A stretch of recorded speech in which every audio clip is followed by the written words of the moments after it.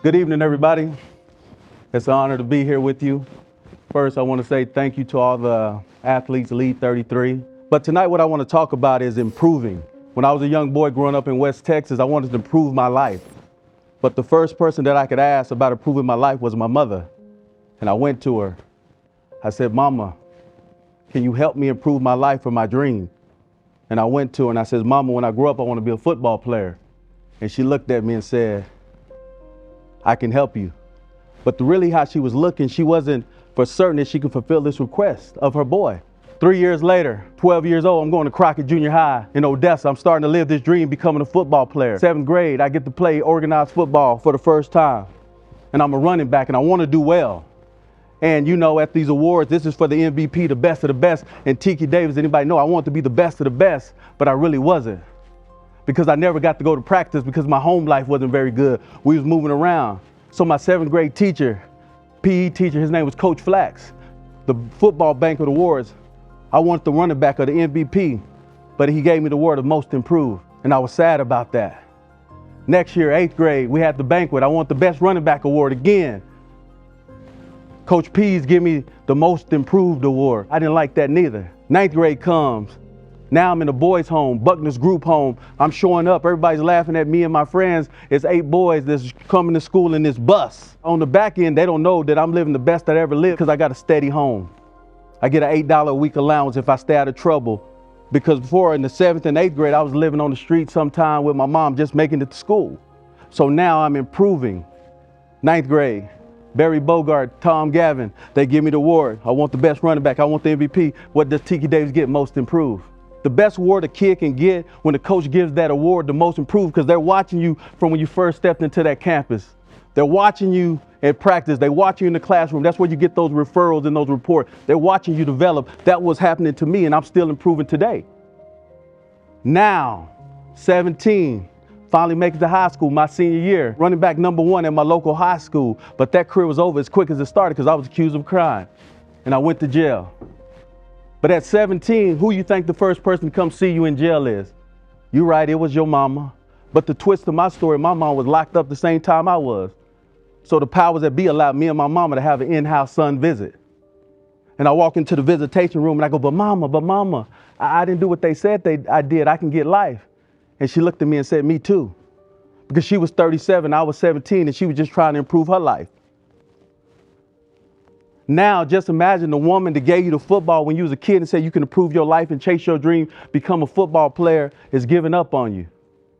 So now if I had a chip on my shoulder, it became a boulder because your mama giving up on you. She said, I love you, and you walked away. So I went back to my jail cell and I told all the inmates in there, when I get out here, I'm gonna go to college. When I get out here, I'm going to the NFL. They laughed at me and said, Davis, nobody gets out of jail, go to college, much less to the NFL. I want to assure you I made it to both already. Not as a player, but I made it to the NFL as a speaker. I spoke to 2 teams in the NFL. Dreams do come true if you keep on fighting for it.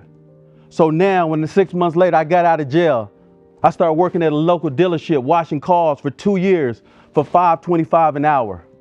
But the owner of that dealership seen me working, and I just didn't wait on him. I was already taking night classes at my community college because I didn't want people to say, what happened to Tiki Davis? I didn't want to be known as just a car washer. But then that owner of that dealership came to me after 2 years of watching me. He said, Tiki, I want to invest in you. I want to invest in your education. I want to send you to college. So 2 years of washing cars, that next year I found myself at a university scoring touchdowns again. This dream of becoming a football player was ignited again. So I did that, but at the age of 22, I had to look at myself in the mirror. Some of you athletes, some of you coaches had to do this. I had to do this. I had to look at myself in the mirror and ask myself, was I good enough to go to the NFL? When I was real with myself, I realized I wasn't. So at the age of 23, I put down the football and I picked up the books. I realized I just didn't want to be a player on the field of athletics. I want to be a player in life. The only reason I'm in this room today is not what I did on some football field, it's what I did in life. I'm a player now. That's what it looks like, the hard work. The only time I've seen success before work is in the dictionary. I did the work to get to where I'm at. No one always believed, but I believed in myself. You need to believe in yourself. Now, everybody know I'm not going to the pros, but except that mama that put the football in my hand. She's still in prison. I'm sitting in my dorm room. My senior year in college, the phone rings. On the other end, it's my mama. I said, hello? She calls me my brother. I said, no, Mom, it's me, Tiki. She says, baby, you sound so mature and so grown. I said, I'm a man now. We kind of laughed. Then I said, I got some good news and I got some bad news. She said, give it to me. I said, well, Mama, I'm not going to be able to buy you that house and I'm not going to the pros, but I am improving my life. She says, well, if that's the bad news, well, give me the good news. I said, well, Mama, I'm going to be the first person in my family to graduate college. And to my knowledge, the first one from the project. She said, well, that's great news. She said, well, hush up, boy, I got some good news. She says, I just made parole and I'm going to be there. Now, this new why, I can shift, I can celebrate because Mom is not sweating me going to the pros, buying her this house. I can go be a college student and she's going to be there. She says, but before I let you go, I got two things for you. She says, I need you to send me $40. She says, the first 20 is to get me some tennis shoes because I'm working in the kitchen and the shoes that I have, I can't bend over and tie my shoe. They have the laces and my feet have swelled up so much. So I need you to send me the 20 so I can buy me some tennis shoes with the Velcro snaps so they can snap. I said, yes, ma'am. And she says, I need the next 20 is for my medical report because I'm sick and I need to get some help when I'm out. I said, yes, ma'am. And I said, but what's wrong? She said, don't worry about it. I'll tell you when I get out. And she said, lastly, son, the warden of the prison, she's going to be calling you and letting you know if anything changes on my release date or my property. I said, yes, ma'am. I'm in Odessa at my step-parents' house. The phone rings. The warden of the prison calls. She says, I just want to let you know that Karen has expired. I said, I know. My mom said you're going to be calling and she's getting out in 6 days. She said, son, you don't understand. What do you want to do about burial arrangements? So 6 days that she was supposed to be out, I was in Huntsville, Texas, burying my mama. But I still had work to do. The commitment was still the commitment.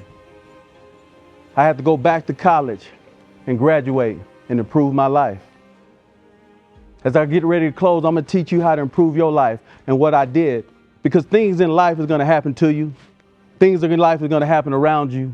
But the most important thing is what happened in you. And that day, all three happened to me.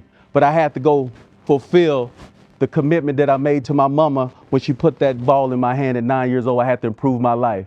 Dead or alive, I still had to improve my life. And that's what I did. I went back to college and graduated. But how did I do it? As you know, they said I go around the world and I speak as the Tiki Factor. My name is spelled T-I-K-I. I came up with an acronym to explain. It's called the Tiki Factor principle. The T stands for total commitment. I had to make a total commitment to my life. I challenge you to make a total commitment to your life. What does that look like? That dream that you and God know about. That dream that's deep down within inside you, that commitment, that work, what you want to do to improve your life. The next thing is the I.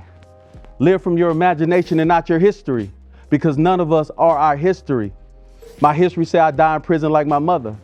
My history said I wouldn't be a first-generation millionaire. My history said it doesn't happen to people that look like me. The next thing is kindred spirits. The people around you affect you. Depending on who they are and what they do is going to affect you in that type of way. The next thing is another I, is invest in yourself. How much are you willing to invest in yourself to improve your life? What does that look like for you?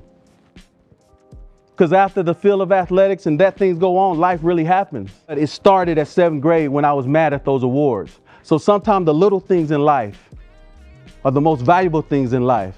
And that's what I take with me, because some of those coaches I see all around and I'm still improving because they're still watching. But young people that's getting awarded today, I want to leave y'all with something. Right now, you got the spotlight on you, right? That means when the spotlight on you illuminates greater, it's a bigger responsibility.